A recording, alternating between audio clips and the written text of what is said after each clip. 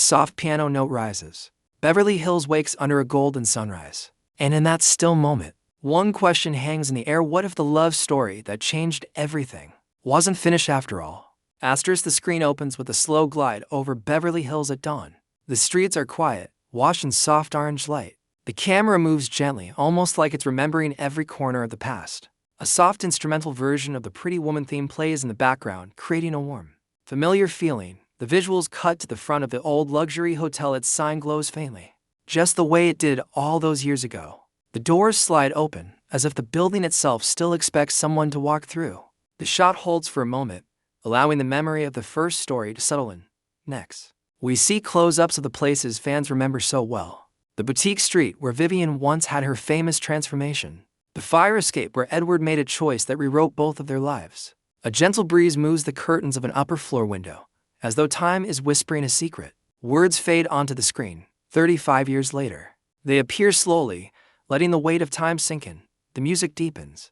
The camera glides past a street lamp, and for a second, the light reflects on a small puddle, just enough to show a silhouette of a woman walking by.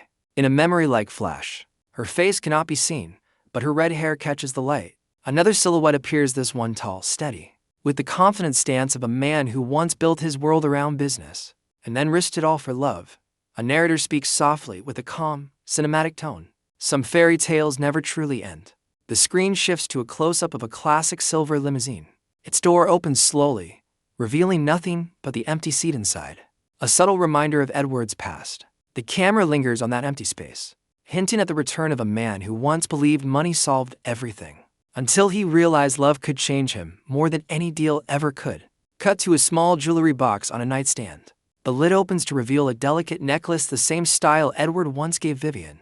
A hand, only partly shown, reaches for it. The gesture is slow, careful, filled with meaning. The necklace glimmers under a soft beam of light, as if waiting to be claimed once again. The music softens to a single piano melody as another line appears on screen. A story the world thought was complete. A close-up reveals the first letter resting on top. The handwriting is familiar, steady, graceful. The kind of writing that belongs to a man who measures every word before he speaks. This is Edward's world.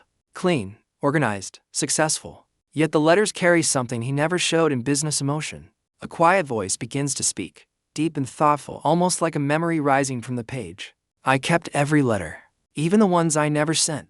The scene fades to a different space, warm and lively. A small dressing room filled with soft lights surrounded by mirrors. Pieces of clothing hang neatly on racks: colorful dresses, simple jeans, bold jackets. And there, resting on a chair, lies something familiar, a pair of worn-out black boots. Vivian's boots, the ones from her past. The camera tilts gently, capturing them as if they're a treasure she never let go of. They symbolize where she came from, but also how far she has walked since then.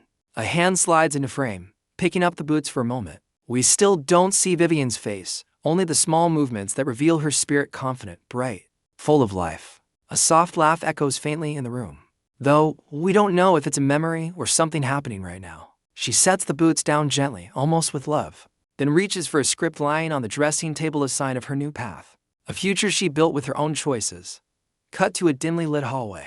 The camera follows the silhouette of a man walking slowly, hands in his pockets, lost in thought. Even without seeing him fully, the way he moves says everything. It is Edward, older, wiser, carrying the weight of choices made long ago. He pauses near a window. The city glows below him. His reflection in the glass is blurred, symbolic of a life that looks complete on the outside but feels unfinished inside. Meanwhile, Vivian's silhouette appears on stage in a rehearsal room. She stands in the center under a single spotlight. She holds a microphone, breathing deeply. Her red hair glows under the light like a flame refusing to go out. She closes her eyes. She whispers something to herself, not words of fear, but courage, a reminder of who she has become. The narrator speaks again. With a soft emotional pull, Edward Lewis, the man who built an empire but lost his way. Vivian Ward, the woman who found her voice and learned to shine on her own. The music lifts gently as the screen shifts to a montage of their two worlds. Edward, standing in a huge boardroom, the city buzzing below. Vivian, in a small but bright theater space, surrounded by dreams she is finally chasing. Their lives look different, almost too different to touch. And yet, through every shot, there's a quiet truth: something still connects them.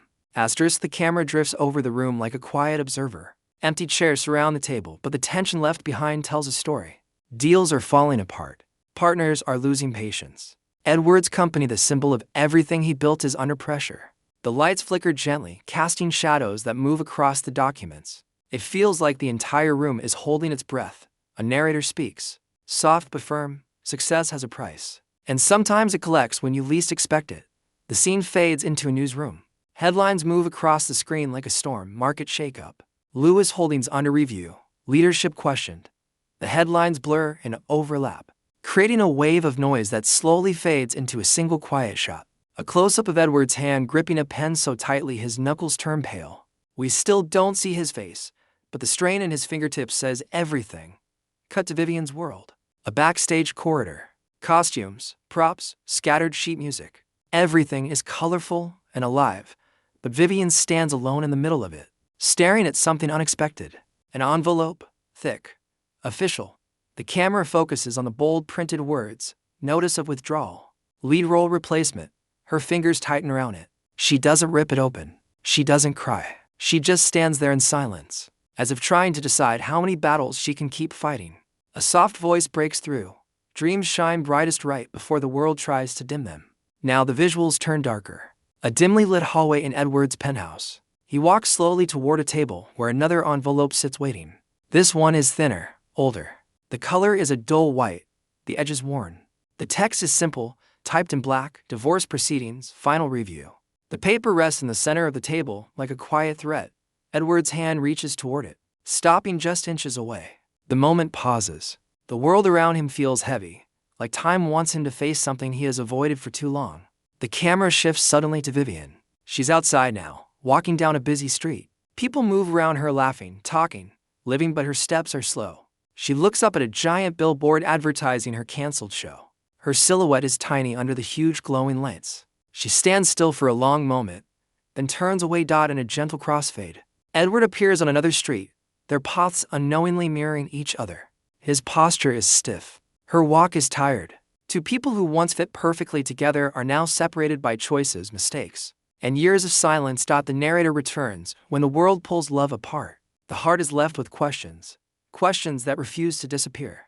The visuals grow more symbolic now. A glass tumbler slips from someone's hand in slow motion and shatters on a marble floor. A bouquet of roses wilts in time-lapse. A calendar page flips forward, showing days rushing by without waiting for either of them. Then, a final image, a rain-soaked envelope lying on a doorstep. The ink smudges slightly as a drop of water hits the page. The writing is blurred, but one name still stands out clearly: Edward Lewis. Rain falls softly at first, gentle drops tapping against the pavement like a quiet warning. The city lights blur into long streaks of gold and blue as the storm begins to grow. The scene opens on a narrow street, empty except for a single street lamp flickering in the dark. The glow from the lamp reflects on wet pavement, turning the ground into a shimmering mirror. The music lowers to a distant heartbeat, slow and steady. A narrator speaks in a calm whisper. Sometimes life brings two paths back together, even when both have forgotten the way. A silhouette steps into the frame from the left side of the street. Heavy coat, shoulders tense. Edward. His walk is slow, not the confident stride the world once admired. The rain gathers on his coat, but he doesn't seem to notice. He's deep in thought, carrying the weight of decisions he cannot take back. Then, from the opposite end of the street, another shadow appears. Lighter footsteps, softer movements. Vivian. She holds a small umbrella, though the wind keeps pushing it sideways. Her hair, visible only in faint red reflections, moves gently with the storm. She's walking fast, her mind elsewhere. Her heart tired but still beating with something the world hasn't taken from her yet. Neither of them sees the other. Not yet. The camera cuts to their feet, one pair moving with quiet heaviness, the other with quiet determination. The puddles ripple as they step closer and closer. A taxi pauses, spraying water, its headlights briefly illuminating both figures on opposite ends of the frame. Then it happens.